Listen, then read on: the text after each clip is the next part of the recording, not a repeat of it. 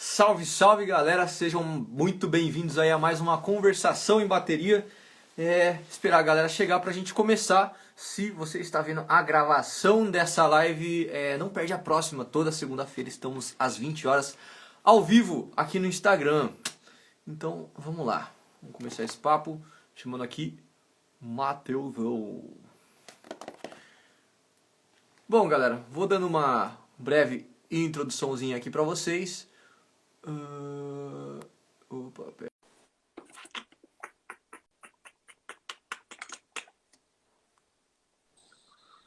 Aí, boa, Pintei, rapá. boa. Deu uma instabilidade bizarra aqui, meu celular tá bizarro. Qualquer coisa você segura as pontas aí. É nóis, é nóis. Bom, galera, estamos aqui em mais uma conversação em batera. Estamos aqui todas as segundas-feiras às 20 para conversar sobre bateria, né? A nossa grande sacada aqui é trazer um pouco do universo baterístico através das lentes da linguagem musical, né? A partir do momento que a gente entende que a música é uma linguagem, tudo fica muito mais fácil. Nossa ideia com essa parada da linguagem musical é simplificar as coisas para vocês. Porque muitas vezes a gente fica nessa explicação de matemática com música, e aí a gente fica falando de povos malucos e de síncopas e umas paradas esquisitas assim, que a galera às vezes não consegue acompanhar, né? Então, quando a gente fala em linguagem, a coisa conecta muito mais fácil. Todo mundo consegue aprender a falar, né? Todo mundo, se vocês estão aqui, provavelmente vocês conseguiram aprender alguma linguagem, vocês conseguem se expressar e vocês conseguem entender coisas. E a ideia é exatamente a mesma, né? Se você tiver um caminho claro para aprender as coisas, você vai conseguir se expressar com liberdade através do seu instrumento, né? Você vai conseguir atingir a fluência no instrumento. Beleza? É isso Fala aí, aí um né? pouquinho para nós sobre esse lance de se expressar com liberdade, cara. Eu acho que, na real, essa parte da fluência, né, de se expressar com liberdade, é o encontro com a essência do que é tocar um instrumento, né? É o encontro com a curtição de tocar um instrumento, né?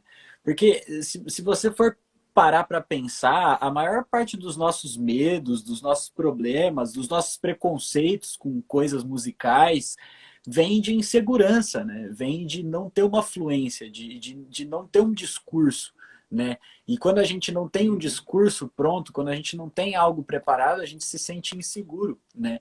E a gente só consegue desenvolver essa parada quando a gente começa a adquirir essa segurança, né? E essa segurança vem com a linguagem, vem com a fluidez, né? E esse paralelo que a gente sempre martela aqui entre aprender um instrumento e aprender uma língua é muito real, né? A gente precisa conversar. Nem todo mundo é erudito da língua, mas todo mundo consegue trocar uma ideia, consegue desenvolver, consegue construir uma frase, né? E é isso que a gente quer na batera, é isso que a gente quer. Você quer poder construir uma frase, você quer ter a segurança de construir uma frase, você quer curtir construir uma frase, né? Por que muitas vezes a gente ouve, cara, quantas vezes eu já não ouvi galera, pô, eu sou batera, mas eu odeio tal estilo, eu odeio tal estilo, eu odeio tal estilo. E aí eu fico pensando, pô, esse cara aí, ele não sacou o que é linguagem. Ele não sacou o que é linguagem, porque ele não sacou que ele toca bateria, ele não toca um estilo específico, né? Sim. Então é uma coisa muito, muito louca, assim. Então, por isso que eu sou fã dessa parada. Eu acho que a gente tem que sempre olhar para a fluidez, sempre olhar para construir esses discursos, construir essa linguagem de uma forma muito mais interessante, né? Boa. Dá um salve pra galera que chegou aí. Joe tá aí, Ricardão tá aí, Tom tá aí, James, Bully, Eric, Irão. massa. Boa. Vão dando uns coraçõezinhos aí pra gente que ajuda essa live a chegar para mais pessoas. Vocês estão ouvindo bem a gente? Estão vendo bem a gente? Deem um oizinho aí no chat para nós. E aqui é um ambiente de troca, né? Então é muito importante que vocês participem com a gente. A gente realmente também considera que essa troca de informações é fundamental, né? Inclusive, nesse final de semana aí nos stories, teve uma pessoa que colocou uma resposta, ela foi o Natalino.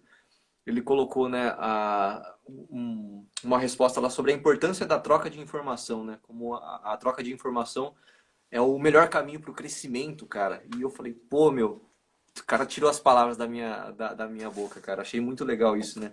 Sacar que tem uma galera que acompanha a gente que realmente sacou as nossas ideias, né?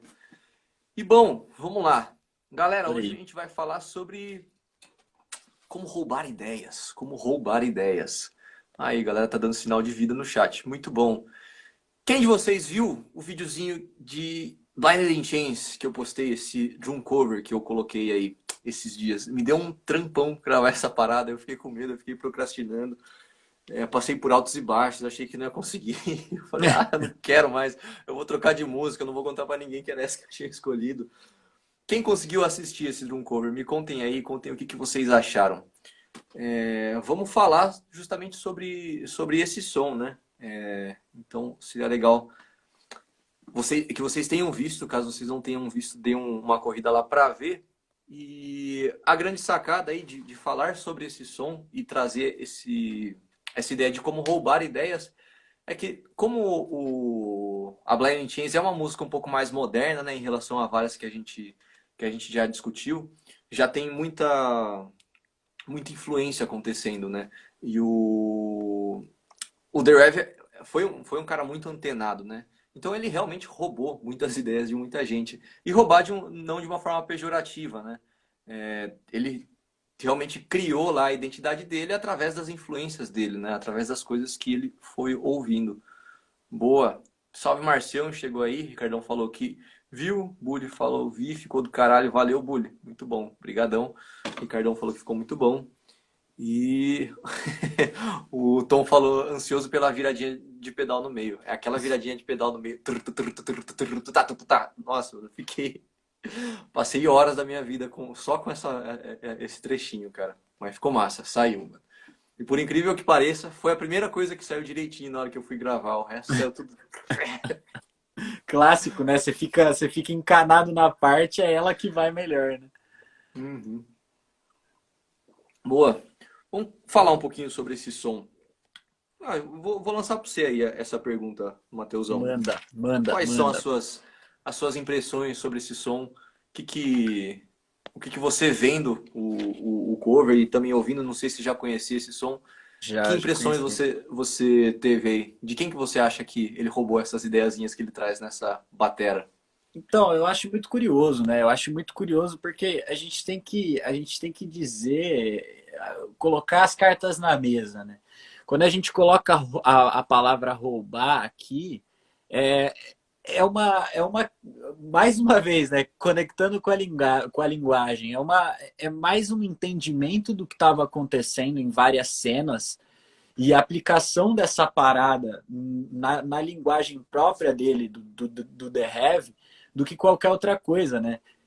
O The Have, ele claramente tem influência de uma onda mais pesada ali que vem dos anos 80 ali da trecheira, né? A gente até brincou, né, que ele tem um quesinho de Dave Lombardo muitas vezes, ele mão pesada, tudo numa dinâmica muito alta, né?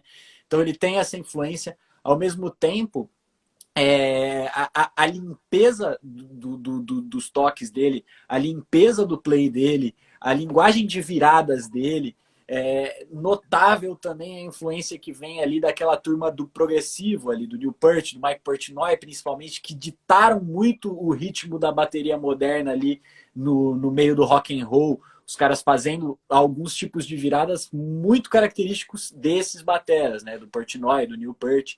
Então, o próprio Nico McBride, a gente comentou também, né, que o The Heavy também usa muito uma parada que inclusive o próprio Portnoy usa também. Então a gente vai achando os elos, né? A gente vai achando os lugares. É impossível dizer, pô, a não ser que eu sentasse com o The Heavy, o que é impossível nesse momento. Para trocar uma ideia e saber de fato o que ele ouvia, da onde que ele estava tirando inspiração, a gente nunca vai ter certeza. Mas tem elos, tem lugares que a gente consegue identificar muita influência de muita coisa, né? Então, assim, na real, muito mais do que roubar a parada, é entender a parada, né?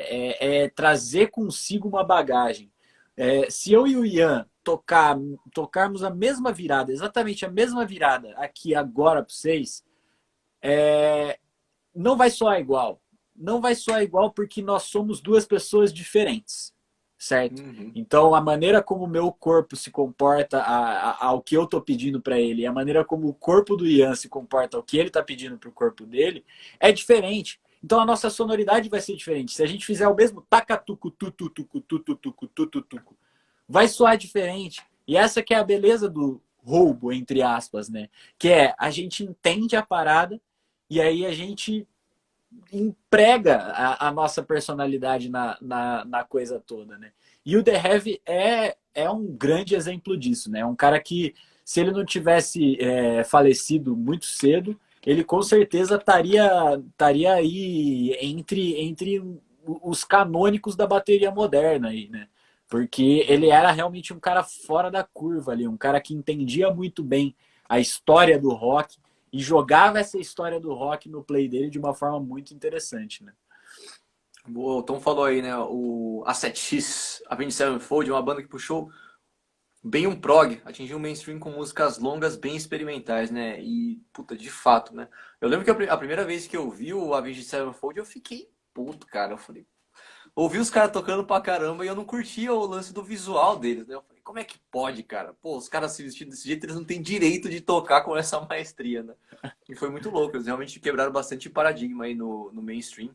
Pelo menos pra mim foi uma parada realmente de virada, assim, né? De começar a baixar a cabeça e falar, não, meu, os caras tem uma galera fazendo som. Para fazer o som cru dos anos 80, você não precisa ser um cara cru nascido nos anos 80 andando com jaqueta de couro, né? Não tem nada a ver, pô. Existem movimentos e movimentos, né? Movimentos culturais e gêneros musicais acontecendo de muitas formas por aí, né? Então, realmente veio essa parada com força. Boa, mais uma Total. galerinha chegando. Tem uma questão que é importante a gente puxar, né? Como é que essa questão de se apropriar de outras ideias pode ajudar com a nossa criatividade? Que eu sinto que boa parte da galera tem esse problema, né? É uma que a gente ouve demais, cara. Eu não tenho criatividade, não tenho criatividade, eu não consigo imprimir minha identidade. Eu vou tocar uma parada e sai sempre igual, né? E isso faz parte, né? Faz parte da nossa caminhada enquanto construção de linguagem, né? No começo, pô, bebês falam de forma muito parecida, né? As crianças falam entre elas de forma muito parecida, porque elas usam palavras simples, né? E quando a gente vai se desenvolvendo na nossa linguagem, quando a gente vai aprendendo a falar cada vez mais, a gente vai ampliando nosso vocabulário. E quanto mais a gente domina a linguagem, mais a gente consegue trazer a nossa vivência, né? Então, as nossas experiências começam a afetar mais na forma que a gente se comunica, né? Pensa que uma criança, ela se comunica ali com um vocabulário simples. Não importa de onde ela vem, né? Não importa onde ela está vivendo, se ela vive na fazenda ou na cidade, né? Eu acho que isso afeta um pouco. Mas para um adulto, faz muito mais diferença se o cara tipo, é um executivo, se o cara é um músico de sertanejo, se o cara é um advogado, se o cara é um banqueiro, se o cara é um corretor de imóveis, você começa a ouvir muito mais pela linguagem dele, porque o cara ele já domina a linguagem, ele já é um cara fluente, então a expressão dele começa a entrar, né, na fala dele, a expressão do ser dele. E na bateria a mesma coisa. A gente domina toda uma base de linguagem primeiro e depois a gente começa a imprimir a nossa própria identidade, né? Mas para fazer isso, primeiro, para a gente começar a dominar a base de linguagem, a gente precisa copiar, né? As crianças copiam, a gente aprende a falar copiando, né? Então a gente precisa realmente roubar as expressões que as outras pessoas falam sem ter medo de repetir, né? Uma coisa que a gente sempre fala também é a gente não precisa ter medo, né? Muitos a gente tem medo dos processos, mas tem que dar um reboot na cabeça, né? E pensar como crianças, cara. As crianças não têm medo de aprender, não têm medo de repetir uma coisa exatamente como vem, né? E assim elas constroem aquela base delas, né? Só que elas constroem a partir de um processo de imersão muito louco, né? Elas estão 24 horas por dia ouvindo uma coisa nova. E aí depois a gente começa a amadurecer e a gente começa a roubar as expressões das pessoas que a gente convive, né? Então, se você está convivendo entre banqueiros, você vai começar a falar com termos de banqueiro. Você começa a conviver com os músicos da noite, você vai começar a falar em rodar lâmpada, né? Você vai começar a falar dos canarinhos, você vai começar a falar das gigs e tal, né? Então, você começa a se apropriar das expressões, né? E, na verdade, é isso que vai criar a sua identidade e a sua criatividade. muitas vezes a gente fica achando que a nossa criatividade vai surgir de uma forma espontânea, né? Que a gente tem que sentar e esperar chegar uma luz única pra gente. Mas não é, não tem nada a ver com isso. A criatividade ela funciona a partir da conexão de vários pontos, né? A gente precisa estar com um caldeirão de ideias muito bem nutrido e o nosso cérebro, meio que espontaneamente, isso sim é espontâneo, conecta ideias de uma forma inusitada, né? Mas você precisa estar com esse caldeirãozão cheio. É ou né? É isso aí, né? É isso aí. A gente reproduz, nosso corpo reproduz as nossas referências, né? E eu queria, para não ficar girando lâmpada, justamente como o Ian falou, do que ele acabou de falar, eu só queria complementar, né? Cara, a criatividade é isso. Ela não é uma luz que vem para algumas pessoas só quando elas sentam no instrumento e essa luz aparece e eles são criativos, né? É justamente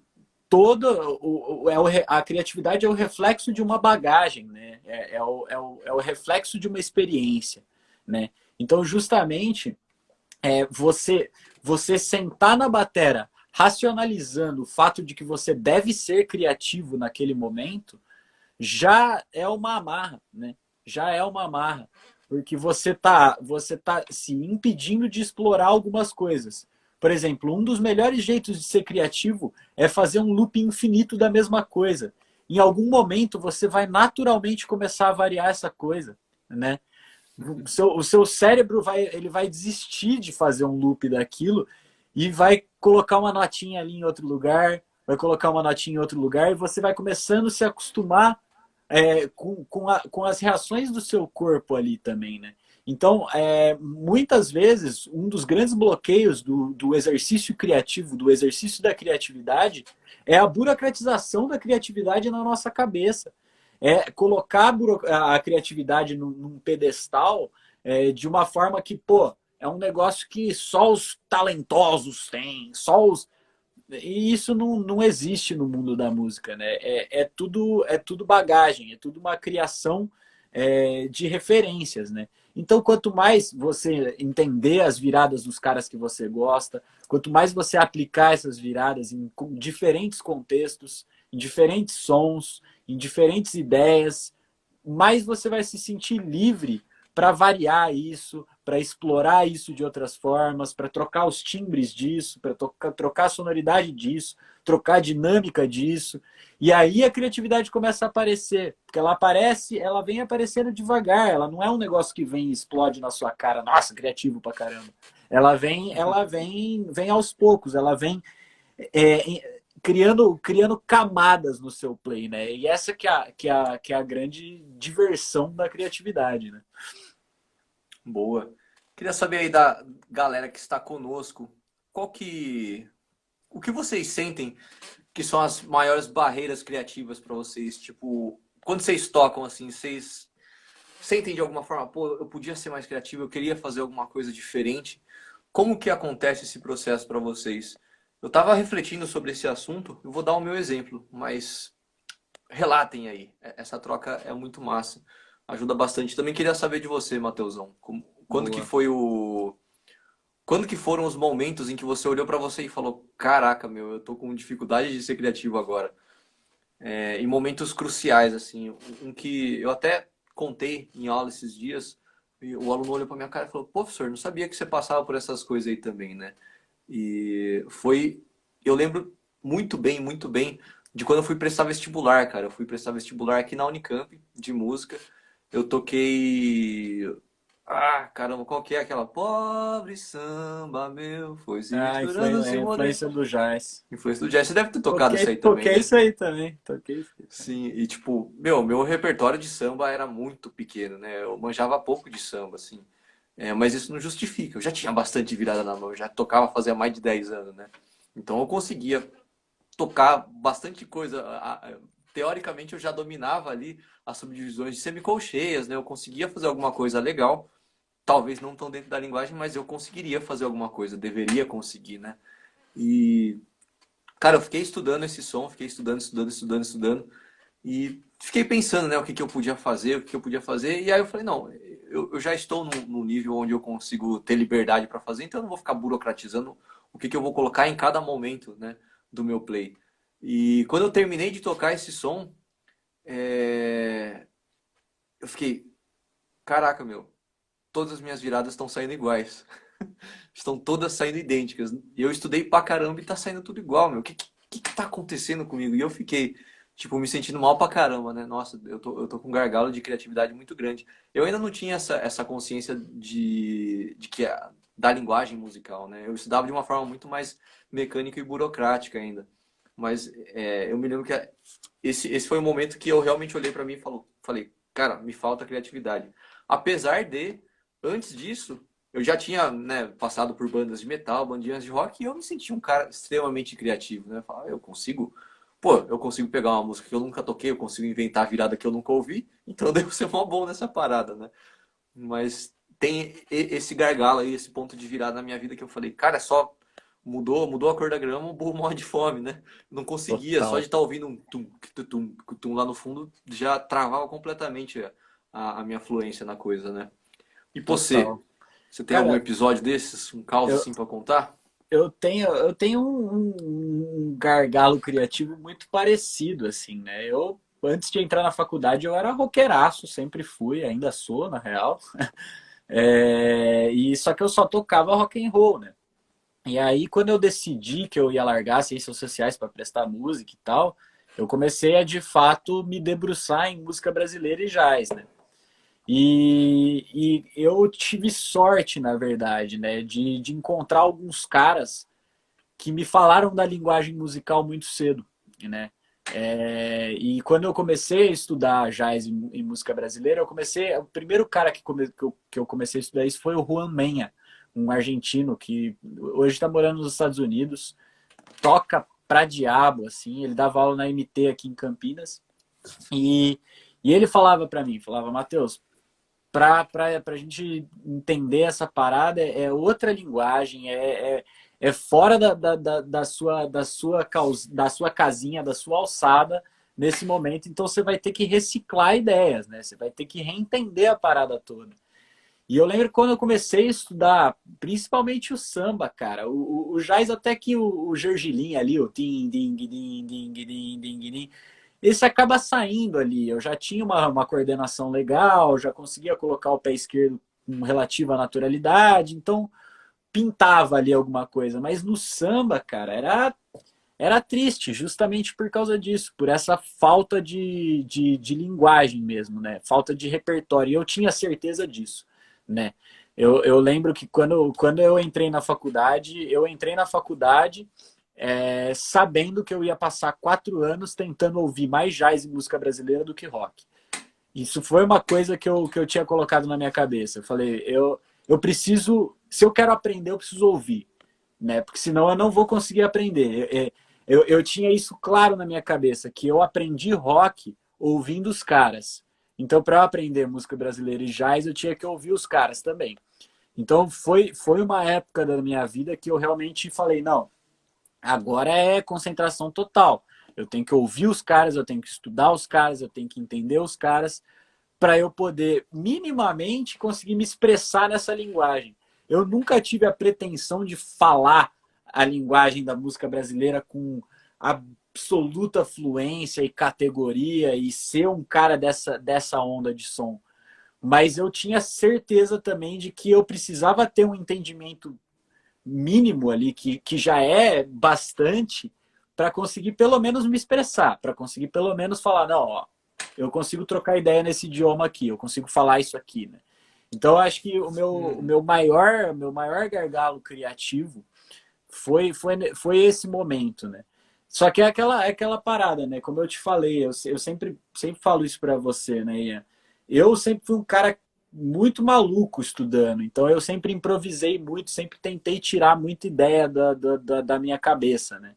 Então eu sempre foi algo, o estudo criativo sempre foi algo que eu conseguia desenvolver com certa naturalidade, né? Mas eu tive alguns gargalos. Esse foi o principal deles, assim. A hora que eu parei para estudar música brasileira e falei assim, cara, eu não manjo absolutamente nada disso, né? Uhum. Muito difícil ser criativo em um lugar que você não tem vocabulário, né? Ó, o Bully mandou aqui desburocratizar a criatividade. É isso mesmo. Ricardão mandou, sempre tive dificuldade com as viradas. É o primeiro lugar que a gente percebe que tem dificuldade, né? A gente tem as primeiras travas criativas. Nessa pira de definir os níveis dos bateras, a gente percebeu que a primeira liberdade que a gente conquista é a liberdade criativa em groove, né? É quando você começa a conseguir mexer um bumbo para lá e um bumbo para cá, a gente consegue colocar uma pratada a mais, uma pratada a menos. E aí depois, mais para frente, ali quando a gente vai chegando pro intermediário, que normalmente é onde a galera trava, né? É ali pra meiuca, ali onde a gente chamou de B1, B2, que a gente também chamou de Apocalipse dos Gargalos, Exato. que é onde o pessoal realmente se perde com excesso de informação, é quando o cara começa a concluir que ele tem dificuldade com virada. E é um estágio realmente difícil de se passar, né? E aí você passando esse lance da liberdade da liberdade criativa com viradas, você começa a mexer com liberdade de sonoridade, liberdade de forma, liberdade de discurso mesmo, né? Você começa a mexer com o assunto mesmo. Ao invés de simplesmente buscar gírias diferentes na sua fala baterística, você começa a realmente falar de uma forma mais sofisticada, né? Ou falar dentro de um nicho mais específico. Você começa a falar mais com sotaque de metaleiro, com sotaque de sambeiro, né? Com sotaque de bluseiro, enfim. Mas Isso boa. aí. Minhas viradas são mecânicas demais. Bom, você está criando consciência, Ricardo. Isso é bom, isso é bom. Esse estágio aí, né, do meio, ele tem esse caos também, porque o iniciante ele não sabe, ele não entende os gargalos dele, né? Essa, essa meiuca aí, o pessoal costuma ficar preso nesse meio da linguagem porque o cara começa a perceber. E é meio desesperador mesmo, né? Você começa a ver vários caminhos que você pode seguir, mas, tipo, nada funciona, nada acontece. Mas relaxa, estamos aí, Ricardão, estamos aí. É, Tem mais uma. o Marcião Diga aí. mandou uma boa aí. O Marcião mandou uma boa.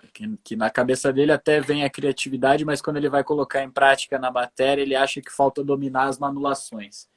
Isso aí é uma questão que, putz, obrigado por ter tocado nessa questão, Márcio, porque é um negócio que eu acho que é interessante. Eu gostaria de dar a minha opinião sobre isso, né? Tem uma coisa que eu vejo muito em alguns alunos, que é os alunos não se permitem errar, né? A gente até tinha feito uma analogia com prova da faculdade, né? Na prova da faculdade, quase ninguém estuda para tirar 10 na prova da faculdade, bicho. Todo mundo estuda para tirar a nota que precisa para passar ali, né? Então, Uhum. por que quando você vai fazer uma prova ou algo do tipo, você se propõe a fazer 50% certo e quando você vai tocar a bateria, 50% certo não é o bastante. Você precisa estar 100% tinindo. Precisa estar tudo exatamente como você imagina, né?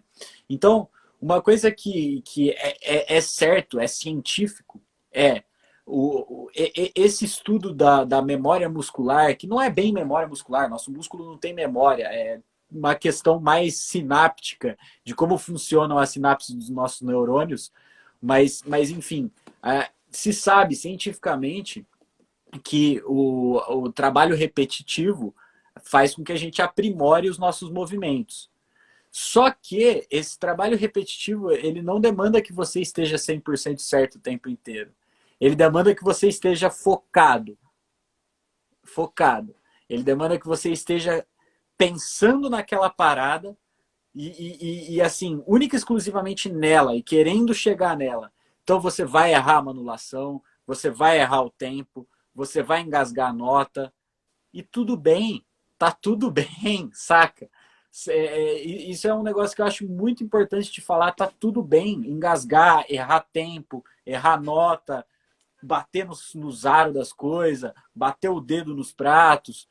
Isso é coisa que eu faço todo dia aqui. É diário, porque é justamente assim que a gente evolui. É assim que a gente realmente consegue colocar a criatividade para frente. Se você não tentar e não errar, é muito mais difícil você descobrir como é que é o certo para fazer. Se você tentar e errar, você vai falar, putz, desse jeito não dá. Mas se eu fizer assim, talvez eu consiga, né? Uhum. Então, eu vejo essa pergunta muito conectada com isso, assim. Quando eu vou colocar na cabeça funciona, quando eu vou colocar na prática, eu travo. Justamente por causa disso. É uma trava mais psicológica do que qualquer outra coisa. Porque errar faz parte, é importante, faz parte do processo, né? Uhum. Existe uma tendência, né, que o mercado musical ele começa a ficar muito quadradinho e muito. Puta, a gente começa a endeusar os caras, né? E lógico, tem os caras que realmente você fala, meu, como é que o cara toca tão cravado e tal, e isso é admirável, né? Só que em primeiro lugar entra a expressão. E vamos voltar de novo na parada da linguagem, né? Você quer falar, cara. Você não quer falar perfeitamente, você só quer expressar uma ideia. Então aqui, a gente fala, a gente gagueja, a gente repete as mesmas palavras, a gente volta, né? A gente se perde no que a gente está falando e gagueja de novo. Isso é fala, cara. Não significa que eu não sou fluente, não significa que eu não tenho competência de passar alguma coisa, né? Mas são coisas próprias da comunicação, né? E conectando ali com o cover, né? Vejam com atenção, convido vocês a assistirem de novo esse drum cover. E aliás, eu fiz a transcrição dessa música inteira, depois eu mando para vocês na comunidade. Se vocês tiverem estômago, ouçam a música inteira, vem na transcrição. E ouçam a música inteira, a original vem na transcrição. Olha as viradas que ele faz, você fala, pô, mano, que massa, e realmente deu um trampo de escrever essa parada, hein? Legal. E depois vejam a transcrição ouvindo eu tocando. Vocês vão falar, pô, mano, ia transcrever a parada, mas ele não tocou igual, não. Principalmente nessa parada das manulações, cara. A manulação, eu tenho trazido isso cada vez mais pra mim, né? A manulação, ela acaba fazendo muito parte da nossa identidade, né? Esses dias eu comentei com o Matheus de umas viradas do Gene Hoglan, que ele faz a transição de tambor com a mão esquerda, né? E isso quebra completamente a hora que a gente vai tentar fazer, né? Tagadagadá, du. Puta, meu, por que que o cara fez isso? Só muda uma nota, mas muda completamente a intenção da virada do cara, né? É difícil pra caramba de acertar. O The Rev teve umas coisas que eu fiquei pensando na manulação. Eu não cheguei numa manulação boa pra fazer. Fiquei tentando estudar. Eu escolhi umas duas ou três, estudei as duas ou três, aí depois eu escolhi uma, eu falei, "É essa que eu vou fazer." Fiquei estudando ela. No dia de gravar, eu tentei tocar, eu falei, meu, vou jogar essa virada fora. Não, não dá, não sai. Essa frase não vai sair igual, nem a pau. E na hora de gravar, saiu um negócio, por incrível que pareça, muito parecido. Só que o que é curioso, eu não sei o que eu fiz lá. Eu não tenho ideia de qual anulação que eu usei, eu não tenho ideia nem de que frase que eu toquei lá. Eu sei que, tipo, eu olhando de fora, eu falo, meu, é um cara tentando imitar alguma coisa parecida lá com o que o The Rev fez. E é especificamente numa parte que ele faz um. É tipo. Tum, tss, tá, tss, tss. Ele abre na cúpula e joga a mão esquerda pro chimbal, né? Rola essa alternância, né? De Ah, da cúpula e hora. chimbal depois do prato. É uma parada bem linear mesmo, né? Só que, cara, essas coisas lineares eu não tenho super na mão, né? Principalmente quando brinca com umas manulações esquisitas. Na hora de resolver, saiu um negócio, eu gostei, mas na hora que eu toquei eu não gostei. Isso que é aí que tá um negócio interessante, né? Pra gravar esse drum cover eu gravei 5 vezes. Eu sentei aqui, tipo, fiquei uns dias na verdade sem tocar, porque acabei correndo com um monte de coisa. Eu fiquei sem tocar, eu falei, nossa, mano, precisa gravar o drum cover, eu tô frio pra gravar essa parada. Tem um monte de coisa, um monte de frase que eu peguei que sumiu já da minha mão. Mas vou fazer, é hoje que eu preciso resolver essa parada, né? Que na semana passada eu tive umas gravações, tipo, eu ia ter um dia pra gravar esse negócio, né? Aí eu corri pra gravar, sentei aqui, eu toquei 7 vezes a música, seguidas aqui, tomei uma água, falei, não vai sair. Manja, não sei se já aconteceu isso com você. Você fala, Já. velho, não vai sair, mas tudo bem, eu vejo o que eu faço aí. Aí eu liguei as câmeras, gravei 5 takes e falei, não rolou, mano, não rolou. A primeira coisa que rolou foi aquela frasezinha maldita dos pedais, que foi a coisa que eu mais foquei, né? Obviamente que ela ia sair porque eu dediquei a minha vida nela. Mas o resto não, né, cara? Aí isso é louco. Eu gravei as 5 vezes, eu falei, não ficou bom, nenhuma vai servir. Mas se pá, a última salva, hein? E aí eu olhei a última e eu gostei, cara. Eu gostei, tipo, eu não só gostei, eu gostei pra caramba, né?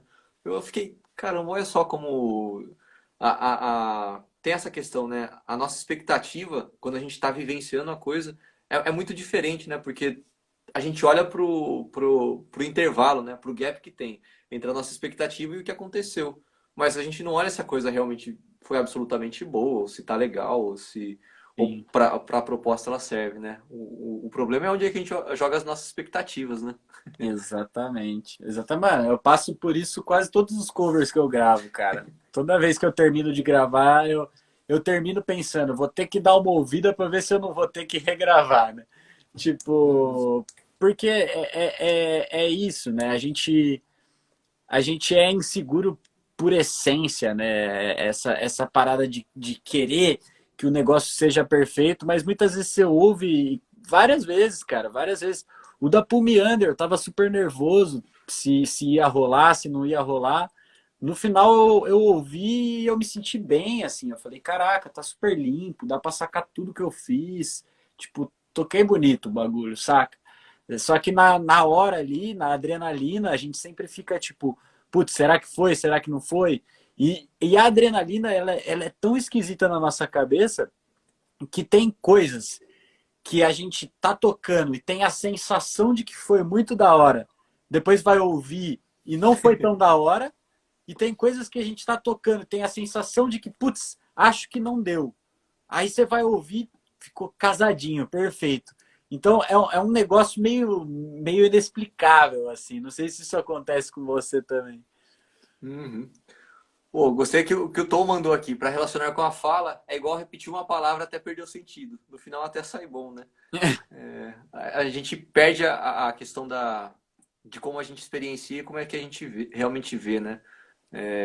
A gente tá muito dentro da coisa, é bem difícil. Eu lembro também as primeiras lives que a gente fez, eu assistia, eu falava, pô, meu, tudo que o Matheus falou foi legal e tudo que eu falei eu gaguejei e foi ruim. Mas aí quando a gente começou a fazer aquele lance de cortar, eu percebi que a gente gagueja igual, né? Não Gagueja tem. igual. Mas faz parte, né? A gente olha muito mais para os nossos erros no fim das contas. E cruzando com esse lance da fala também, esqueci o que era. Me perdi.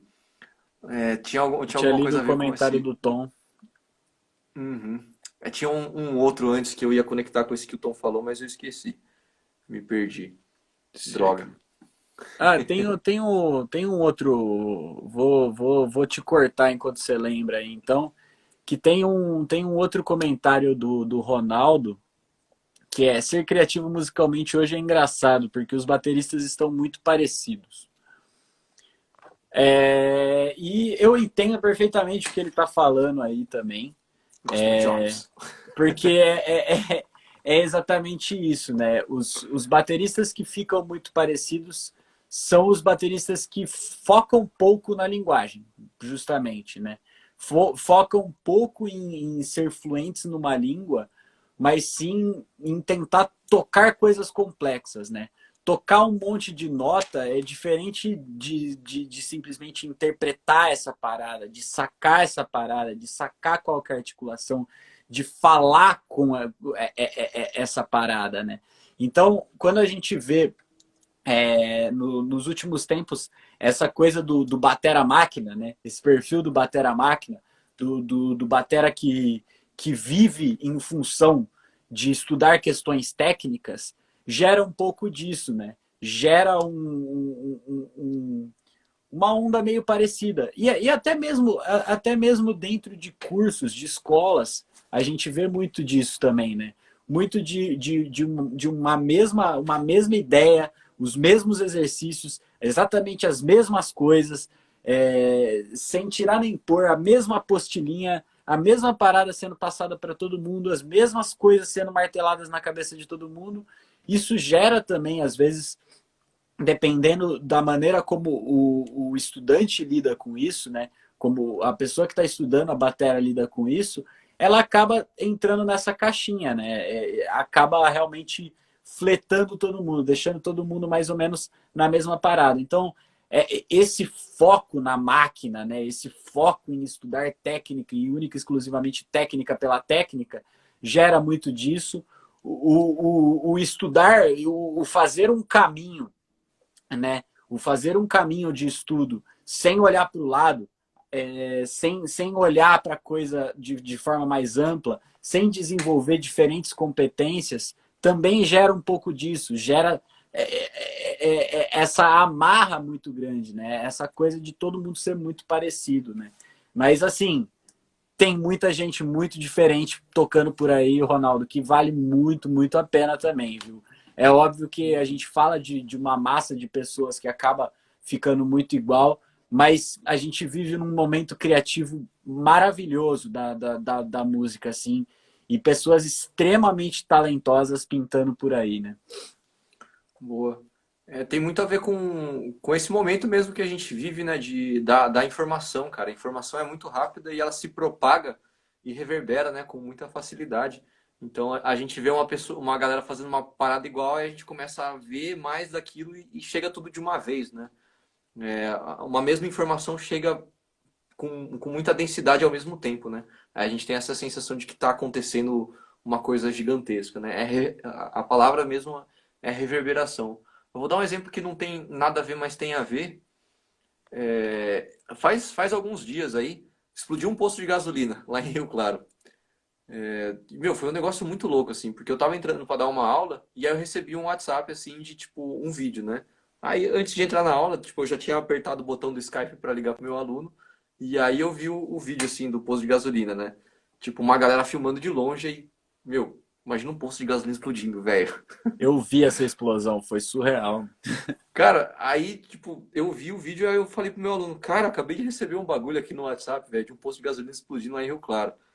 Aí eu tava dando aula pra ele, tipo, deu 20 minutos. Meu WhatsApp tava cheio, cara, disso, né? Porque eu tenho grupos de um monte de gente de Rio Claro, tipo, meus pais, meus amigos, cara, um monte de gente mandando. Eu falei, velho, essa explosão deve ter morrido gente pra caramba, né? Deve ter sido. Lógico, foi um negócio realmente assustador, né? Mas eu comecei a receber de outros lugares, né? Se você deve ter recebido. É uma parada que realmente viraliza, né? É muita gente falando da mesma coisa ao mesmo tempo, então você fica com a impressão de que a cidade explodiu. Lógico, foi um negócio bizarro, assim, né? Pessoas a quilômetros de distância sentiram a explosão, só que parece que uma pessoa morreu e algumas se feriram, né? Lógico que é uma tragédia e tal, mas a sensação de que você abre o WhatsApp e vê aquela parada, parece que todos os postos de gasolina do mundo explodiram, sabe? Que tá todo mundo ali que tava todo mundo ali, que tinha muita gente, porque muita gente filmou, né? É, é essa parada da informação muito rápida, né? Que a internet proporciona e a gente fica com essa sensação de que tá tudo pasteurizado. A mídia faz isso também, todo mundo acaba se copiando porque o mercado funciona melhor assim, né? Mas tem muita gente boa, tem muita gente boa. A gente tem que estar aberto, né? Só que tem que procurar. É difícil de achar, né? É difícil mesmo achar. Lembrei do que eu queria falar antes de Boa. ver o bagulho do Tom lá. Falei que era É uma da boa te fala. cortar. É boa. O negócio, cruzando ainda, né, com a parada da fala, que é uma coisa que a gente tem trazido também, né? Dentro do nosso estudo de fixação, que é o estudo criativo, que é quando a gente entra na parada do discurso, né? Contextualizando aqui para a galera entender melhor, a gente, dentro da nossa metodologia, a gente traz essa questão da linguagem musical e a gente fala que a aplicação é a música em si, né? É a frase em si, é o vocabulário. É quando você pega uma frase e entende ela, né? Quando você dá um zoom nela, você olha para as minúcias, você vai olhar para a movimentação do seu corpo, é a estruturação, é como que os seus músculos se mexem, né? Como é que você faz para executar aquelas frases, que seria equivalente à fonética, né? Você conseguir falar as coisas, né? Tipo, você vai falar em inglês, você vai falar aquele the, three, você vai falar em espanhol, você tem que conseguir fazer aqueles rrr lá, sei lá. E em alemão tem os aquela arranhada de garganta, né? Então, dependendo do que você vai tocar na bateria, você tem que ter movimento de punho, tem que ter movimento de dedo, né? E dominar essas coisas é quando você olha para dentro da coisa, né? E quando você dá um passo para trás, a gente fala em discurso, a gente fala em realmente entender a forma da coisa, né? Então você pode dominar o vocabulário, você pode dominar a fonética, só que a hora que você vai falar alguma coisa, trazer o seu assunto, às vezes você não tem assunto, você trava. E uma coisa interessante que cruza muito bem com a fala é que existem estudos de que tem uma porcentagem maior de pessoas que tem medo de falar em público do que ser picado por uma cobra, mano.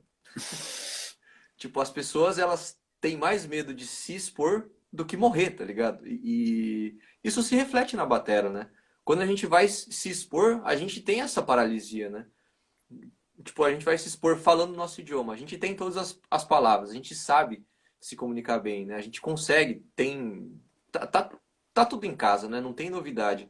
Mas a gente vai subir num palco e falar alguma coisa, a gente... Meu, acho que eu vou morrer aqui, né? A gente já passou por isso. Várias vezes a gente entrou em live e tava assim, caramba, será que tem alguém vendo a gente? O que vão pensar da gente, né? Depois de fazer Total. pra caramba, a gente acostuma.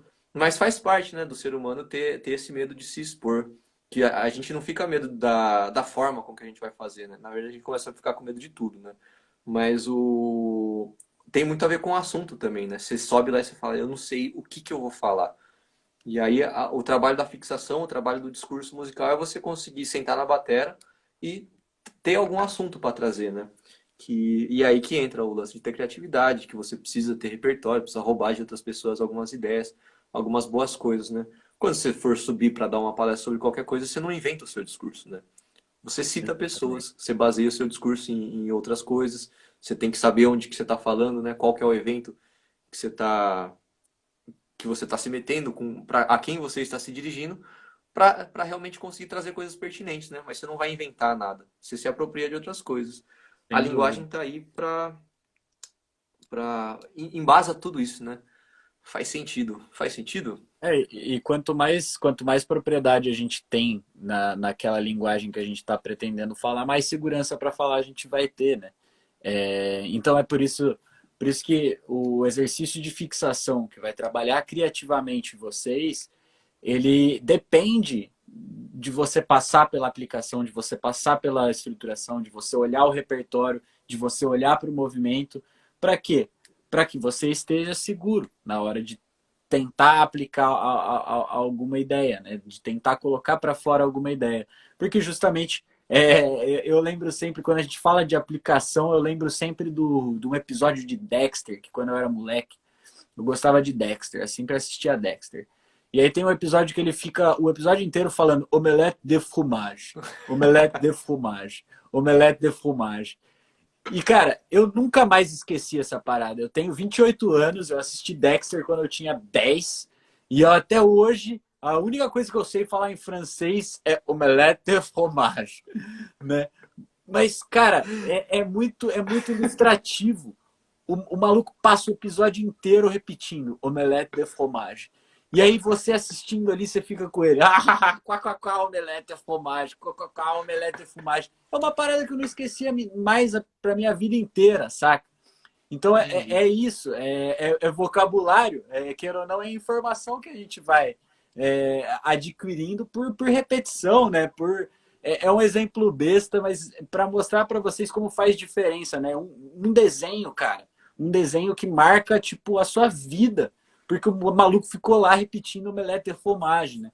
Então, para vocês verem como realmente passar por esse processo, passar por essas etapas, é importante para a gente construir nosso discurso, né? Uhum.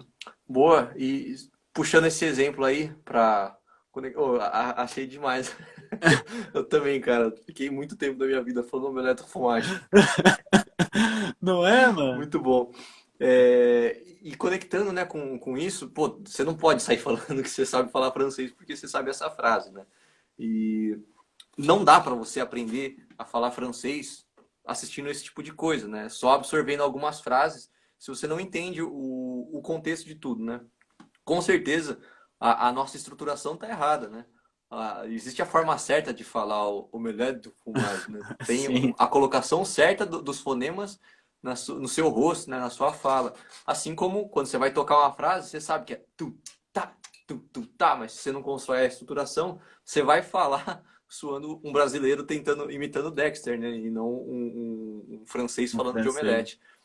E quando você fizer uma variação ali do omelete, né? Tipo, se você colocar tipo presunto, você precisa saber falar essa parada, né? Não, não é mais omelete au fromage, deve ser omelete com presunto, sei lá, né? Omelete com presunto. Mas são essas esferas, né? E muita gente aprende a tocar bateria só através da aplicação, só através de pegar frases, né? Faz parte pegar frases, só que existe todo o processo, né? De imergir na coisa, ver a estruturação, ver como é que seu corpo faz a coisa e dar um passo para trás e ver como é que você faz essa coisa funcionar em contexto, né? Como é que você cria variação. E você precisa ter, se você souber falar omelete ou fromage e souber falar, sei lá, qualquer outra coisa, mais umas 20 outras palavras em francês, provavelmente você já consegue combinar elas de uma forma criativa, né? Então você não depende de ser um expert na coisa. Você vai criando vocabulário, você vai aprendendo a trabalhar com criatividade. Só que se você só colocar as palavras uma depois da outra, provavelmente vai ficar esquisito, não vai fazer muito sentido. Você precisa saber onde é que você coloca os adjuntos adverbiais, se o substantivo vem antes, né? Você fica invertendo as coisas. A gente até falou antes, né? Você fica parecendo Yoda falando. Tipo, você inverte as coisas, fica esquisito, né? Por que o cara tá falando daquele jeito? E às vezes a gente ouve um cara tocando e fala, por que o cara tá tocando daquele jeito? Daquele jeito, E exatamente. às vezes é uma escolha estética, né? O exemplo do Yoda no universo baterístico é o Lars, né? Que acaba as viradas no meio das frases dele. Tipo, o cara Exato. terminou o compasso e ele ainda tá na virada. Tá,